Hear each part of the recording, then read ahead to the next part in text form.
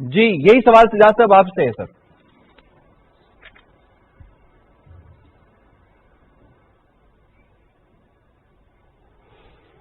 جی جی یاسر، آپ نے درست بات کی کہ جب تک قومی اتفاق رائے قائم نہیں ہو جاتا ہم اس دہشت گردی سے اور اس ناسور سے جان نہیں چھڑا سکتے. کیونکہ دہشت گردی ہے کیا؟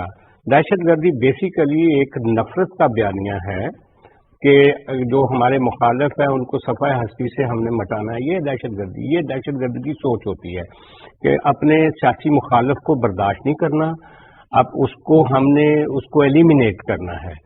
انفارچونیٹلی یہ جو انوائرنمنٹ ہے اس وقت بھی، جو پولرائزیشن کی، اس میں اس طرح کی جو دہشت گردی ہوتی ہے اس کے پنپنے کے زیادہ امکانات ہوتے ہیں. کیونکہ آپ جب نفرت کی سیاست کرتے ہیں تو وہ الٹیمیٹلی جا کے ایک ایکسٹریمزم کی طرف جاتی ہے، اور ایکسٹریمزم جو ہوتی ہے وہ ٹرانسلیٹ ہوتی ہے دہشت گردی کے ساتھ.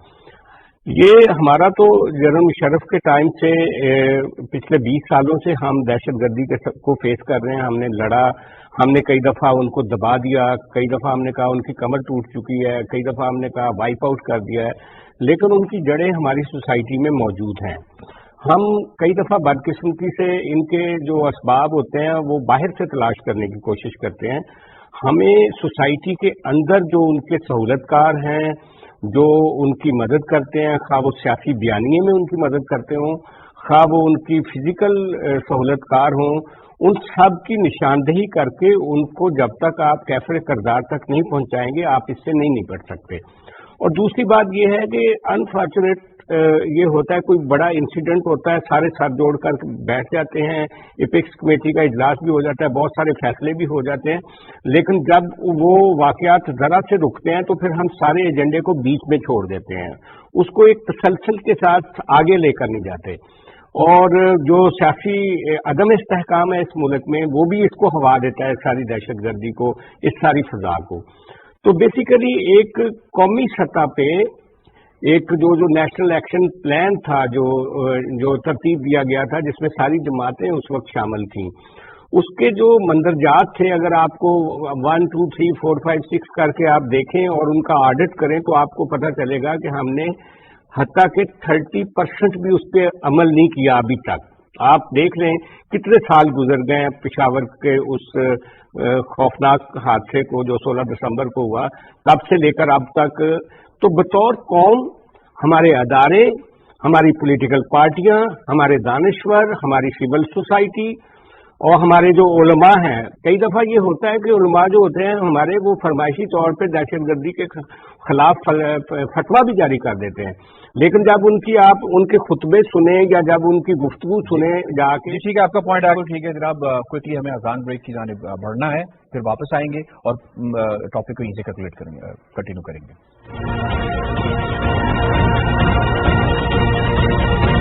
مجھے الاؤ کریں سجاد صاحب کی طرف مجھے کوئکلی جانا ہے. سجاد صاحب فرمائیے گا کہ اکانومی کے اوپر کھیلنا ریاست کے ساتھ کھیلنے کے مترادف نہیں؟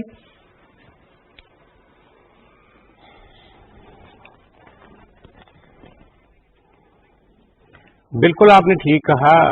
اعداد و شمار تو آپ نے بہترین بتائے اور دوسرے پینلسٹ نے بھی اس پہ بات کی، لیکن میں چونکہ اکانومسٹ نہیں ہوں، لیکن میں یہ سمجھتا ہوں کہ اقبال ساجد کا ایک شعر ہے، جہاں بونچال بنیاد فصیل و در میں رہتے ہیں، ہمارا حوصلہ دیکھو ہم ایسے گھر میں رہتے ہیں.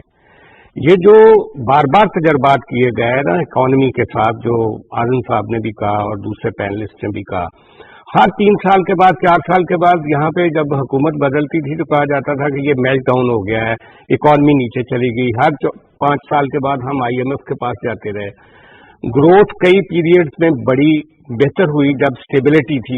دیکھیں جو کیپٹل ہوتا ہے وہ شائع ہوتا ہے، جب تک آپ کے ملک میں سٹیبلٹی نہیں ہوگی، جب تک یہ جو نئے لوگ لانچ کر کے اور سب کچھ تہو بالا کرنے کی سیاست جاری رہے گی، جب تک ہم ڈیموکریٹائزیشن کے ایک پائیدار عمل میں نہیں جاتے. وہ جو 5 سال کا میثاق جمہوریت کے ذریعے پیپلز پارٹی اور نون لیگ نے ایک ٹائم فریم تھا، آپ نے دیکھا ان کم از کم 6-7 سالوں میں اکانومی کچھ کمپیریٹیولی بہتر تھی.